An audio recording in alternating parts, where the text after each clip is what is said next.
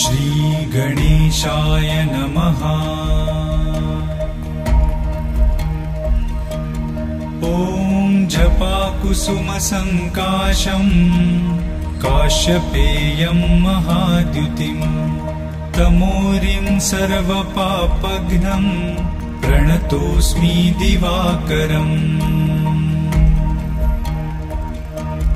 ॐ दधिशङ्खतुषाराभं क्षीरोदार्णवसम्भवम् नमामि शशिनं सोमं शम्भोर्मुकुटभूषणम्।